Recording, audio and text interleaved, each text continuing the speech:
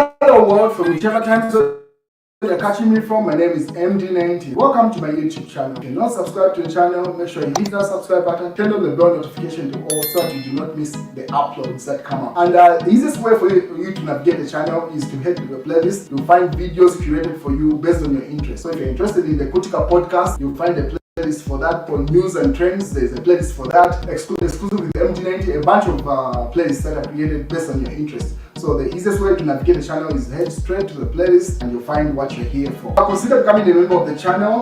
Right next to the subscribe button is the join button. You click on the join button so that you can become a member of the channel. You support the team on the production and a number of things that we're doing here, and we appreciate that.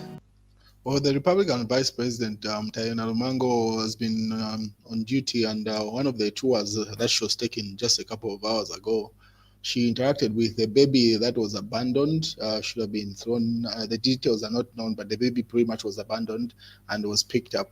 So that baby was presented to the Vice President, not the one that you see on screen. Let me just show you the video of our interaction. She spoke live into the baby and pretty much captioned it with, say, what a poor baby here. Beautiful, beautiful, wonderful baby. Yeah. You are not condemned, you are blessed. You are welcome in the land of the living. Amen. You will grow into a great person. Amen. You will grow and increase. Amen. Yes, the stature of the cedar of Lebanon. Amen. You will be like the palm tree. Amen. You will rise in the land of the living. Amen. And indeed, my mind comes to Joshua immediately.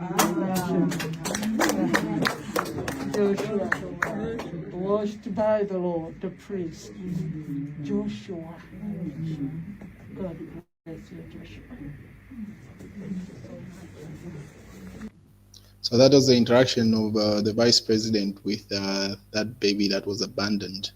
And then she said, "Oh, my poor baby, I am trembling with emotions. You have been abandoned, left behind for reasons we may never understand. My heart breaks for you. I just couldn't walk past without giving you my blessings, and I know this for today. I refuse to accept that you have been abandoned because you are here. You are the Joshua of our time." So those are the words that she spoke into that baby. On the other hand, Shifetari says, Edgar Shagalungu will be buried in Zambia, but not under Hakainde Hichilema regime. Isn't that politics of hatred? Should I support such nonsense out of loyalty? So the conversation of the burial of the late President Shu still continues. And Shifetari has been facing a lot of backlash since the passing of Edgar Shagalungu. People are calling him out to say mostly relied on Edgar Shagalungu's support, both for his legal battles and also just his livelihood with his family. So now that Edgar Lungu has passed on, the way he's flipped on him, that's what people are having issues with. But Shifetayari argues to say the issue is not with the late president, but the people that are left behind who are claiming to be executing the instructions that Edgar Shagalungu had left behind. So those are the ones that he's having problems with. And then he goes further to say this is still Shifetayari and attaches the images from last Wednesday's requiem that happened in Johannesburg, South Africa.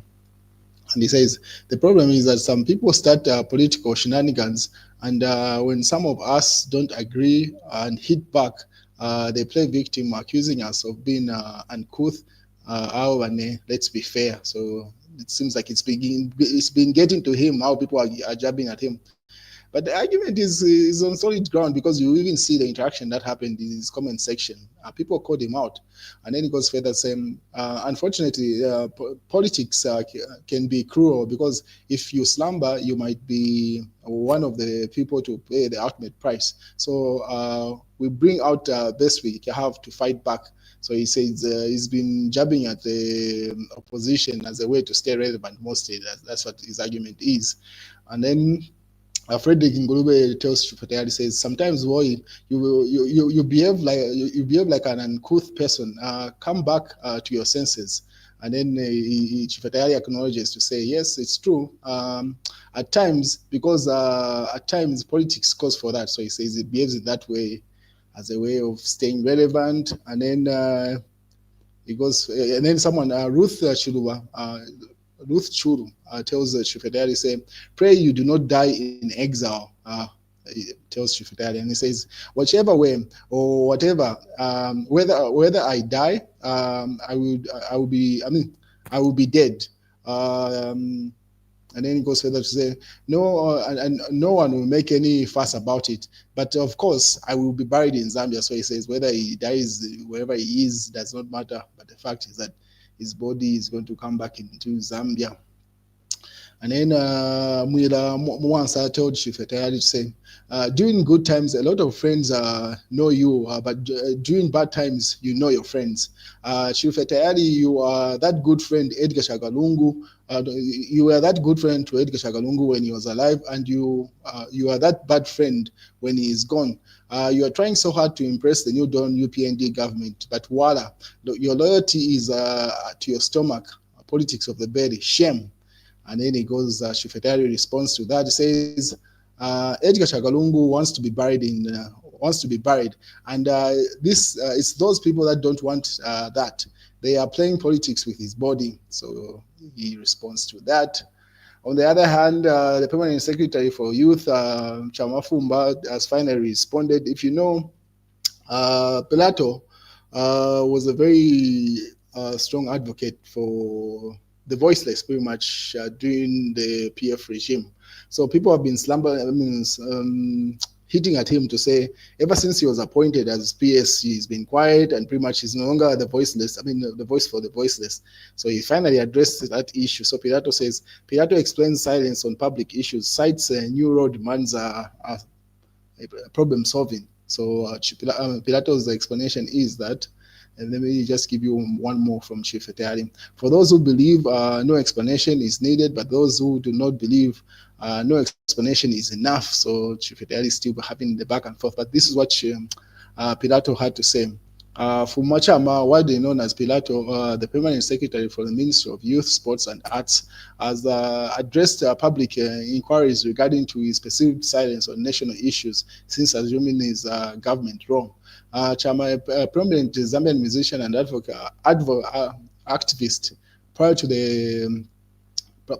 his December 2022 appointment, stated that his current duty is to listen and offer solutions rather than vocalize public grievances. So, Pilato pretty much argues to say his new responsibility is in government. He cannot be voicing out the problems. He's supposed to be finding solutions to those issues. So the roles have changed. That's his defense with regard to that.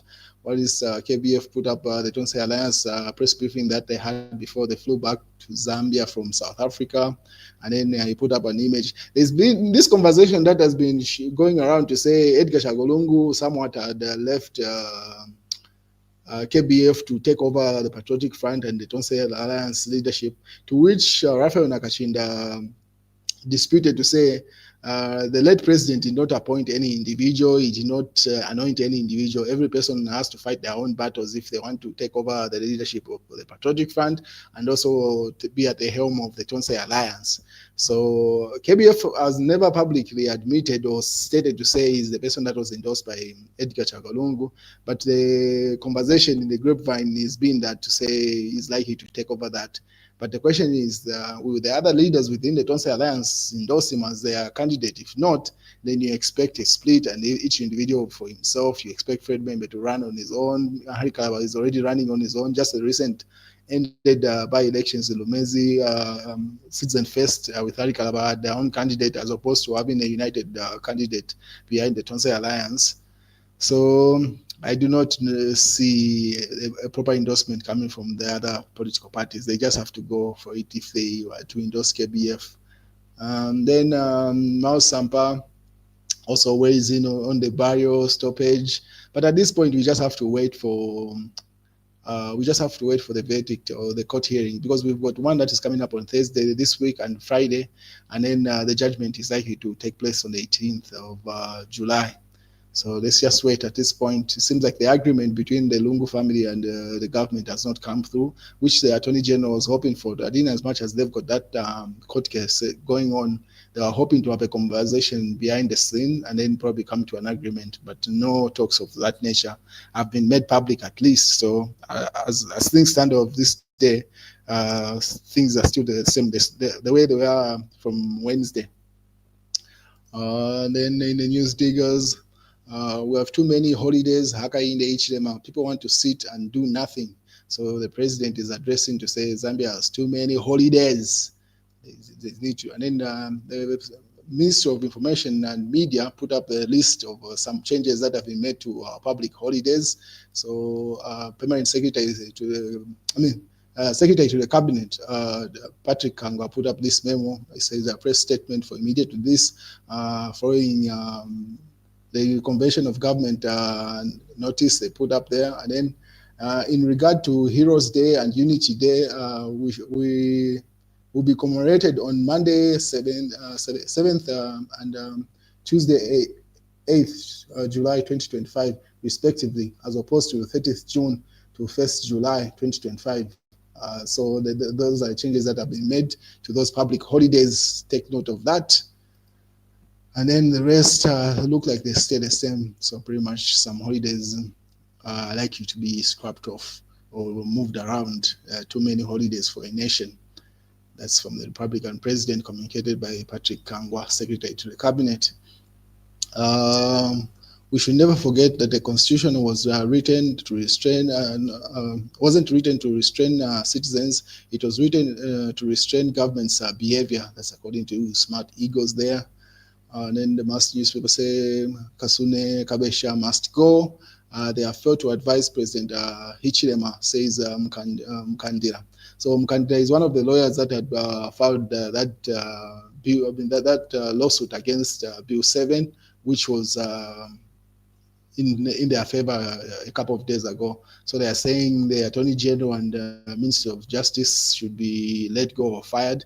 They seem to be advising the president in the wrong way, according to him.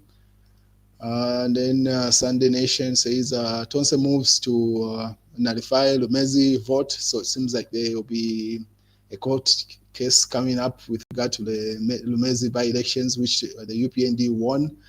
Should have been yesterday, if I'm not mistaken, or on Friday, when they were voting for that. And the UPND won those elections. Actually, it was on Thursday, 26th June. So the Tonse Alliance is likely to file a lawsuit against that. Let's wait and see how that plays out. And that's the news, ladies and gentlemen.